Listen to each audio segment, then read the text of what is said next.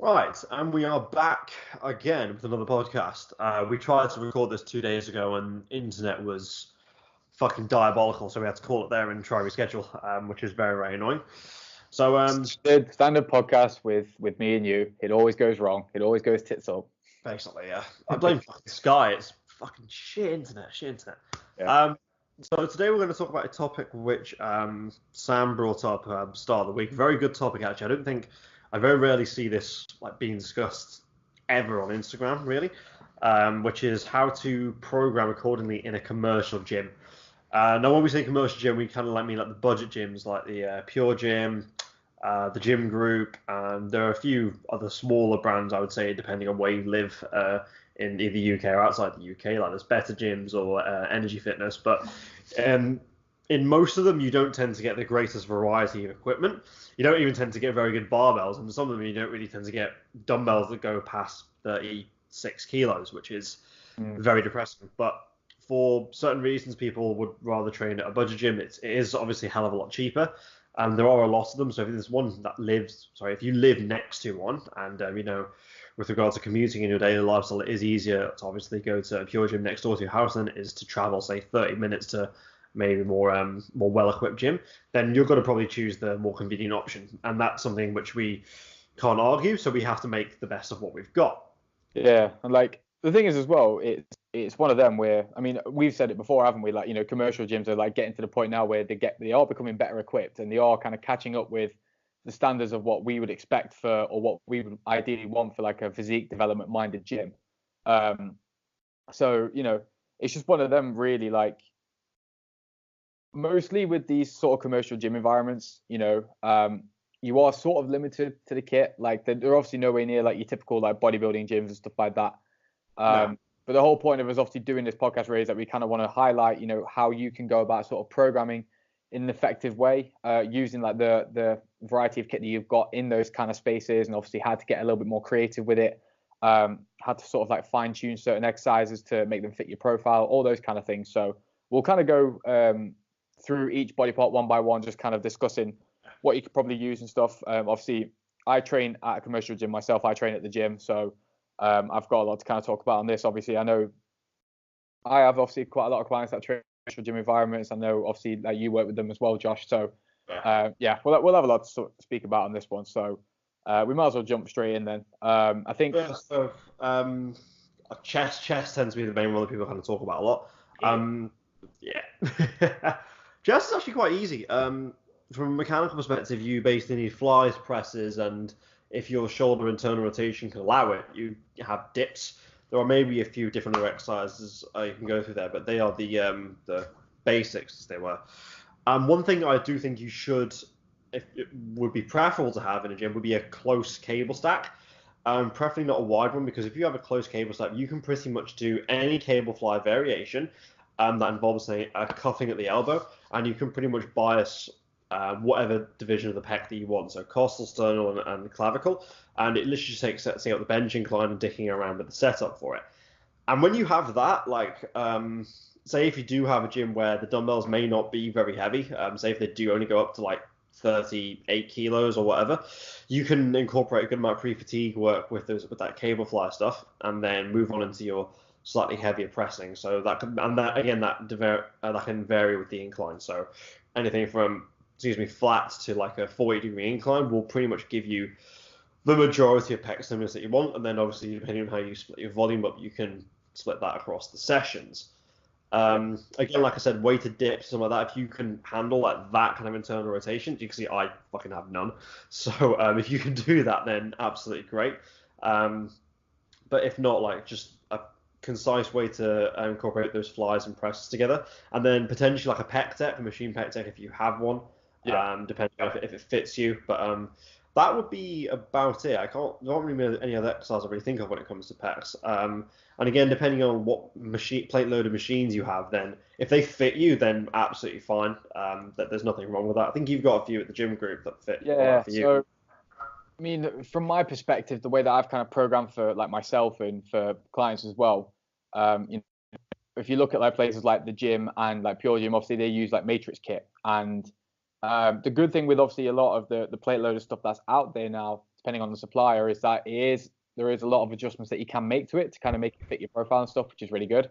I do find obviously in commercial gym environments, I mean, as you'll know yourself, like majority of commercial gyms don't really have the greatest of benches, like just the way that they design this stuff. Obviously, they're really thin benches, they're not very stable. So that makes bench pressing quite a hard exercise to execute properly. So that's why I would always prefer to program probably more of like a plate loaded machine, which obviously gives you a little bit more support. The profile is usually a lot better. Obviously, it takes the instability element out of it as well. So I would say if you're in a commercial gym environment, I would probably look at making like an incline press or a flat press or whatever like that. I probably make that as like the primary mover, just because of all the reasons I've just kind of stated above. Really. And then obviously using like a pec deck or using like the cable stacks and stuff like that as your accessory movements, I think you bang on if you can do it like that. Yeah, that works. That works pretty well. So moving on to stuff like delts, slightly smaller muscle groups. Again, same thing with the closed cable stack. I'm quite partial to this because there's so many exercises you can do with it. I've done a post on that on Instagram before, but something like a line cuff lateral raise or a crucifix lateral raise. If you don't know what those are, just go on Joe Bennett, Hypertrophy Coach's Instagram. You'll see him do them thousands of times. Again, this is where having those cuffs comes in handy. And what's good with that is they fit so well with regard to individuals' joints, and then you can just manipulate whatever the angle or height of the cable is just to suit you. And they're non-fatiguing, so you can actually do a shitload of volume for that. And then you've got like your standard like dumbbell laterals, dumbbell rear delt flies. Bit impartial to shoulder pressing depending on how much chest work you're doing. I know that some people kind of tend to have different opinions on that.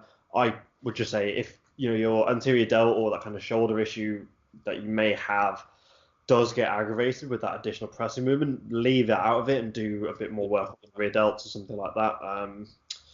If you can get 2 ropes as well in a commercial dual rope face pull, so like a high face but with external rotation or an upright row, those tend to be very, very friendly from a joint perspective, similar to what you'd get with like a rear delt machine or rear delt row or something like that. And pretty much good to go from there. I think one thing I also mentioned as well, there's lateral delt machines as well. Now they're not some of them are a bit dodgy in the profiles and stuff, but I actually saw a really good post a few weeks back about how to manipulate like a lateral delt machine to kind of fit your profile a little bit better. And since I've been doing that with the lateral delt machine at the gym, the response I've had from my delts is incredible. That's true. And that literally just involves like kind of like just manipulating your body a little bit, like kind of like leaning and stuff like that. And obviously you as opposed to and stuff. So I don't go slightly off topic here, but the lateral delt machine is still a pretty good exercise to use.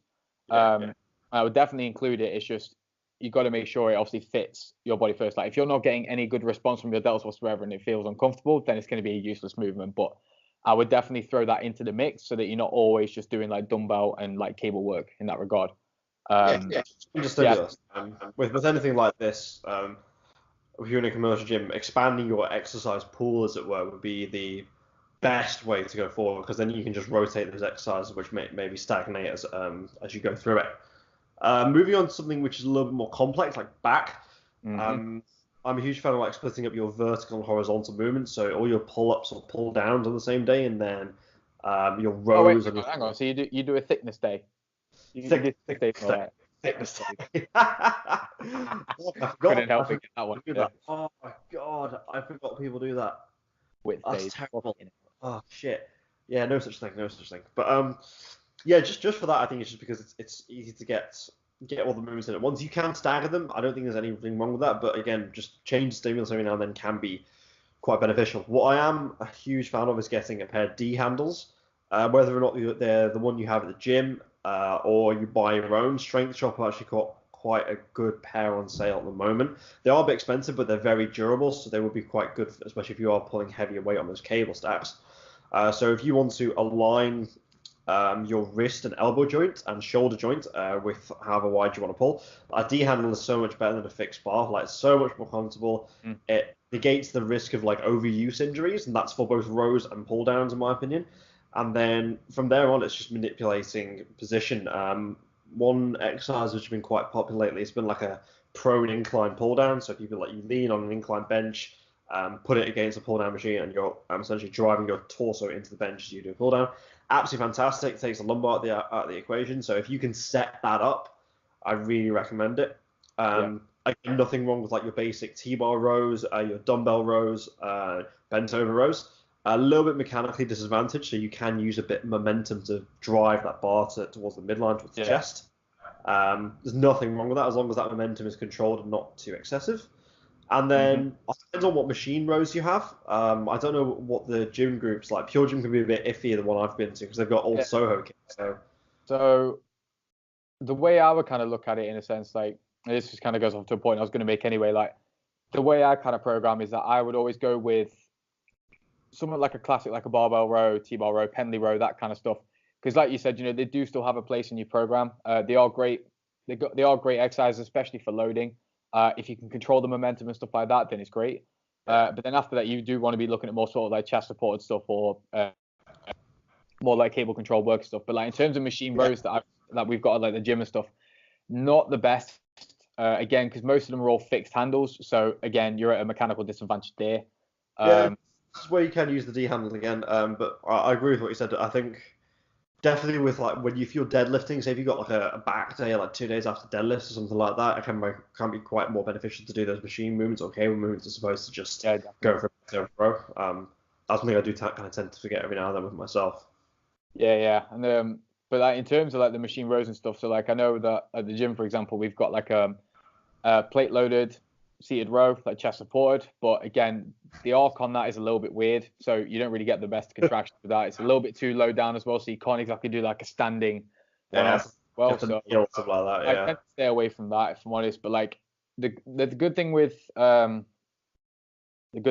like the cable stacks in the gym and stuff like that is they are sort of like dual cabled and stuff. So using like D handles for any kind of like movement, whether it's going to be like neutral grip stuff, wide grip and whatnot, does make it a lot easier there. So I tend to use more of the cables or like the cable work stuff, like cable row work and stuff in my programming for like clients and myself, to be fair. So like they've got like a converging row and stuff like that, like wide grip and close grip, which is chest support. Right. But again, the movement arc is a little bit weird, so you don't really you get quite a lot of drop up, so it's kind of useless, to be honest. So in summary, I would say if you want to look at programming, I would say maybe go with one of the classics to begin with, barbell row, T-bar row, pen stuff, as long as it's obviously under control. Obviously using that for like heavier loads and stuff. Then doing more sort of like chest support work with like maybe D handles and stuff, or like seal rows, if you're fortunate enough to have one in your gym and stuff like that, or make your own up and stuff. Yeah. I know why you laughed at that as well, because you know how much it pains me not having a seal row in my gym. Yeah, you can kind of engineer a DIY steel row. I did a post on it a while back that was having a decline bench and a box. I think it was initially Josh Bridgman who I saw doing that. Actually does work very, very well. It is a absolute faff to set up. I will 100% confirm that. But if you do want to basically exactly the same move as steel row, then like you can do it. You'll probably piss off a few people in the meantime, but who gives a fuck? I do it. It's quite fun. Yeah, you do it. Remember I told you the other week where I was like, I feel like I'm that guy that just takes all the kit, all the gear and no idea kind of bloke. That's right. But anyway, next body part, legs. Let's go legs. Legs. Okay. Right. Apologies for the slight blip there. My laptop was about to die, so I had to run and get the charger. Moving on. Legs. Yeah. Yeah. Legs. This is one where your exercise pool is actually quite big, and you have to just get a little bit creative with certain movements. I'll always say, squats and deadlifts are always going to be in there. This will depend on injury and mechanics, especially with squatting. So depending on kind of what bar position you squat, so front, back squat or low bar, that can completely depend on whether or not it's going to suit your goal.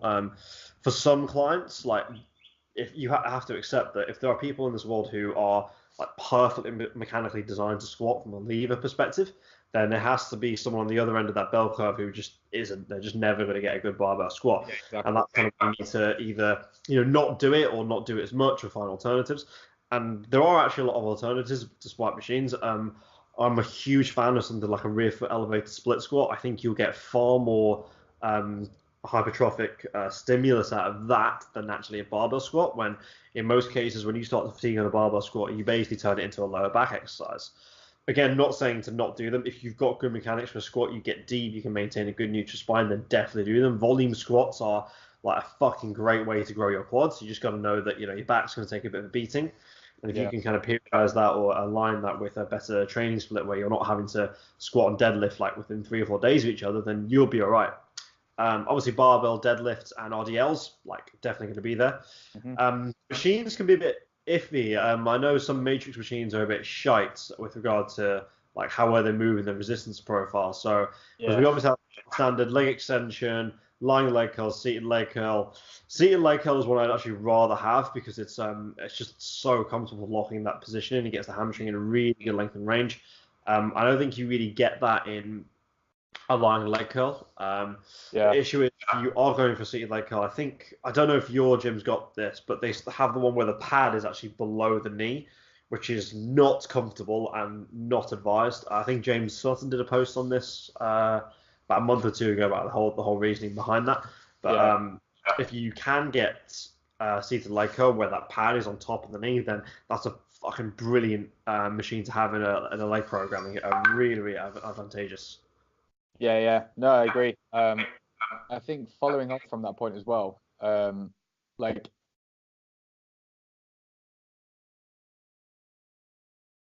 a lot of gyms are now starting to invest in like hack squat and stuff. So, obviously mechanically hack squats are a very good exercise. For me, I tend to program them a lot just because, again, from a hypertrophic perspective, there's no lower back load or minimal lower back loading and stuff. You can obviously focus more of the work over the quads and whatnot. So, when you consider in terms of like beginner clients and stuff who maybe haven't got the best mechanics for squats, I would always hack squat as like a primary mover to begin with.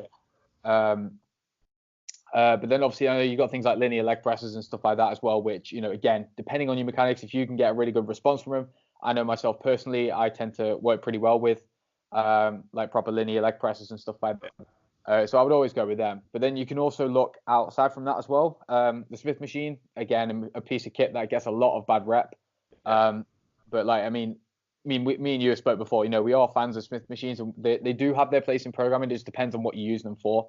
I know that we're sort of fans of using them for like chest work, especially for incline work and whatnot. But from a leg perspective, I use them for heel.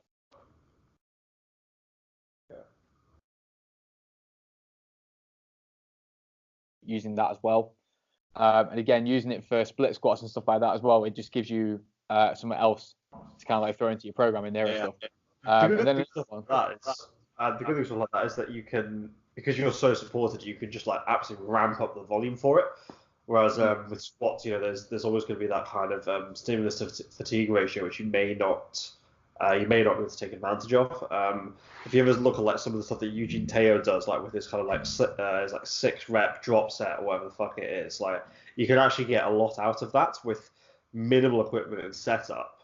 And that's most of your quad volume done, it's most of your hamstring volume, glute volume done as well. So, if you can be quite smart with how you split that volume, then you should be absolutely fine. And it's one of those exercises where I think you can rinse it for a good amount of time. It's quite hard to stagnate on a split squat or something like that unless you just like start to lose balance or something like that. Yeah, I agree. It's one of those exercises where you can really make use of. Hack squat again, I completely agree with that.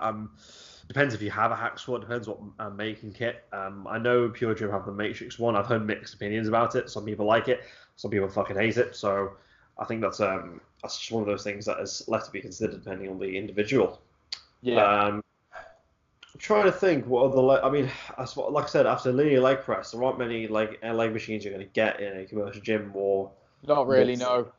Which is why, obviously I know that we're fans of using like heel elevator squats as an accessory movement. I personally prefer the Smith machine version over dumbbells just because of balance and stuff like that. But both still have an equal part in programming and stuff. I think one exercise that I also use a lot myself, which I feel is slightly underrated as well, is actually doing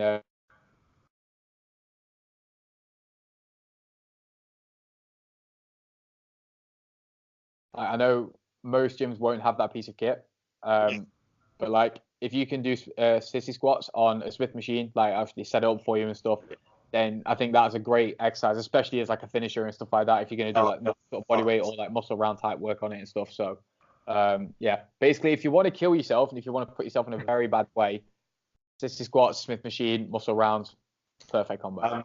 One we did actually forget hyperextension.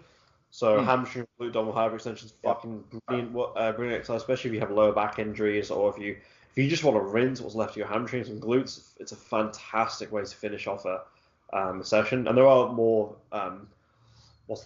tailored variations we can go into later in the podcast. What did we have to finish? Arms. Arms are easy to train. Like it's one of those things. They're easy and boring for a good amount of people. You have flexion and extension. That's it. So cables and dumbbells, anything that kind of anchors your elbow. I'm more of a fan of dumbbells over barbells, just from an alignment perspective. Yeah, agreed. Like I said to you before, the more I use a barbell in the training program, the more my elbows get pissed off. So nowadays I tend to have one barbell exercise, and that's it. I don't tend to touch them anymore. Yeah.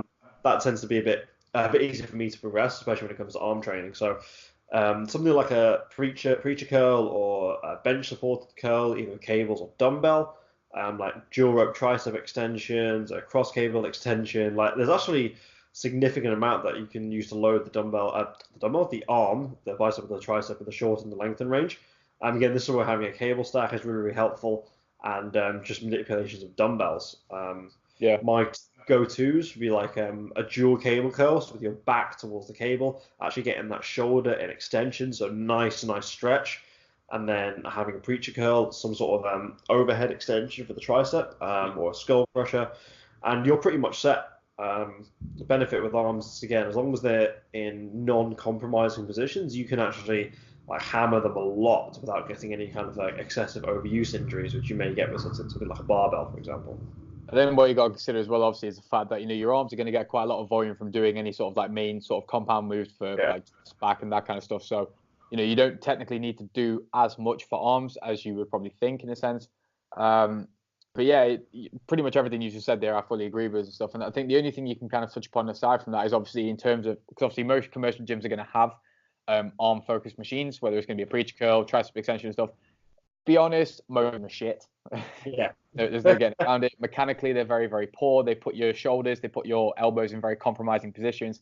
The only one I found which tends to be quite versatile and one that is kind of sort of joint friendly, one that's good kind of alignment wise, the preacher curl, like the matrix stuff, for example. Yeah, it is all right, actually. You're right. Because the balls are sort of slightly inverted, they kind of match the pattern of the wrist in a sense. So you can do things sort of one arm preacher curl machine and stuff like that. And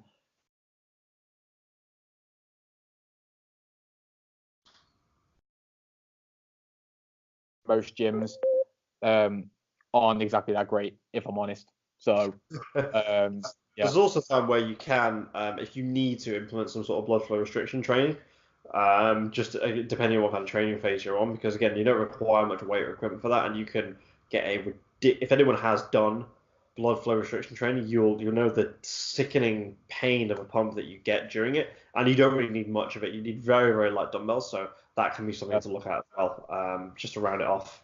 Yeah, I think, to be fair, to follow on from that point, I think the best way to kind of finish this off now is kind of talking about sort of volume and training methods and stuff like that. So I think, yeah, of course. For the most part, obviously, with the fact that you're going to have, overall, you're probably going to have less options in terms of exercise to program and stuff like that compared to a standard bodybuilding type gym and stuff.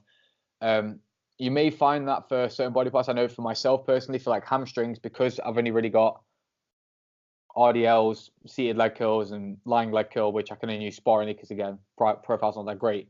I find that in some respects, and it might be the same case for anyone else, depending on your gym and stuff, you might find that you have to do sort of more sets and less exercises. Yeah. So obviously, it does mean that you can end up repeating exercises quite a lot often and stuff like that. So when it comes to the volume side of things and programming wise, obviously you've got to look at, like I said, potentially doing sort of more sets, maybe less exercise, but you can also look at bringing other things in, things like muscle rounds, things like blood flow restriction training, as you mentioned, drop sets, all those kind of things. So there's loads of different things that you can do to add into your programming to kind of make up the volume, so it doesn't actually mean that you're having to do friggin' 20 odd sets on one movement, that kind of thing. You know what I mean? If you look at Mike Israetel, for example, some of his back workouts are 4 to 6 sets of rows, pull downs, pullovers, and then assisted pull-ups to finish. That's a four exercise workout with a shitload of volumes in and around 16 sets. Now, obviously, taking into account how well he may be able to cover with his back, again, that's not exactly many exercises. But if you can get most of your volume with very small exercise pool, then you don't have to be rotating them out so frequently. Yeah, I agree. So yeah, I think that's pretty much it from that point. Like, just make sure you're obviously like sensible, like programming wise. Just follow the. And I know this is quite a touchy subject for us to kind of talk about, and it will probably be an entire podcast. But just kind of very simply, just making sure that you're not going daft with the volume, making sure that you've got enough in there to create the stimulus, but is enough that you can recover from. Obviously exploring a variety of different rep ranges and whatnot across multiple different movements and stuff. If you can kind of stick to those guidelines in terms of like just picking and choosing the exercises, then you're probably going to be okay in a commercial gym environment. So, it doesn't need to be fancy. This is the point that we're trying to get across here with this. You're not going to have as much equipment available to you and much variety compared to like proper bodybuilding gyms and stuff. But as long as you're picking the movements that you can progress well with, ones that you can obviously get that give you good contractions, ones that give you sort of like, which basically that you can feel really well and stuff. As simple as that sounds, if you can kind of pick exercises with that, then you're going to go a long way with it pretty much. The next thing I'd go for from that would be potentially increasing the amount of equipment that you can take into the gym to make these workouts better, for example. So buying something like a yoga squat wedge, which is like £8 off Amazon. You saw it in half, so you can it fits in your bag, and then you can get a good amount of external rotation. That will make your squats significantly better. It saves you having to stick your heels on a 2.5 kilo plates. Getting a pair of D handles, again, in my opinion, invaluable for back training, especially from a longevity perspective. Especially if you are doing those 4 to 6 sets of rows on, a pull down or whatever the hell it is, where you can just get like much more freedom at the wrist joint. And then you can, this tends to help best if your gym has power racks, but you can do this in half racks. You can look into reverse banding some of your pressing movements just to potentially provide a new stimulus and optimize resistance profiles. So something like banded presses, so reverse banded presses, so something from like a bench press or an incline press. Banding your leg press, that should be something that anyone should be able to do. It's the easiest thing is how to tie 2 green bands to a leg press, and you'll torch your quads from it.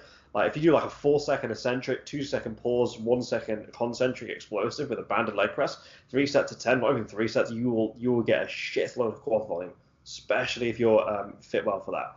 And this is where you can look into potentially limiting that axial loading, for example, like a reverse band deadlift. It may not be the best profile, but it does take a hell of a lot of torque off your spine.